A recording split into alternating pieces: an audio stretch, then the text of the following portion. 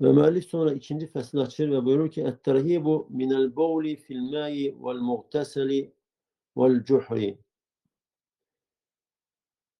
Yani suyun içine, yani su olan yere veyahut da insanın yuyunduğu, gusül aldığı bir suya, su kabına ve hemçinin kuyu gibi bir yere böl etmekten, ihtiyacı ödemekten çekindirmek, korkutma.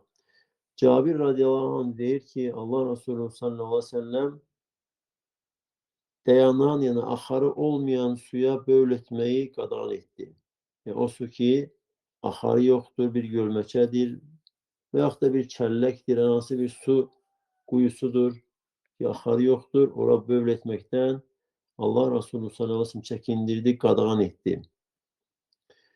Bekir bin Ma'iz deyir ki, mən eşitdim Abdullah bin Yazid, Allah elçisi sallallahu aleyhi ve sellem'den danışır ve o buyurmuştur ki, La yunqa' bawlun fi tastin fil beyt. Allah Resulü sallallahu aleyhi ve sellem böyle buyurmuştur.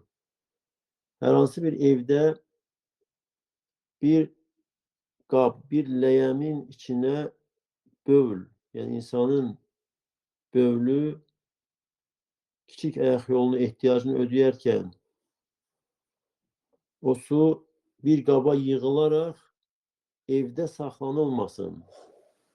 فَاِنَّ الْمَلَائِكَةَ لَا تَدْخُلُ بَيْتًا ف۪يهِ بَوْلٌ مُنْتَقَعٌ.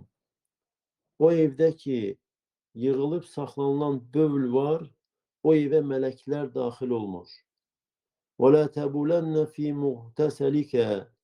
Ve sen gusül aldığın, çimdiğin o suyun içine de bövreleme.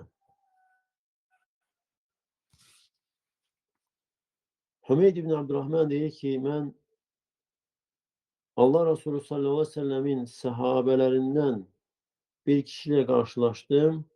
Necə ki, Ebu Hureyre sahabe olmuştur. Yani Ebu Hureyre'nin sahabelik ettiği kimi bir kişiyle rastlaştım. Ve o dedi ki, Allah Resulü sallallahu aleyhi ve sellem qadağan etti en yemteşita ahaduna kulle yevmin. Bizden birimiz her gün daranmağı Allah Resulü sallallahu aleyhi ve sellem qadağan etmiştir. Her gün saçı veya sakalı daramağı qadağan etmiştir. Ve gusül aldığı çimdiği o suyun içine böl etmeyi de Allah Resulü sallallahu aleyhi ve sellem qadağan etmiştir.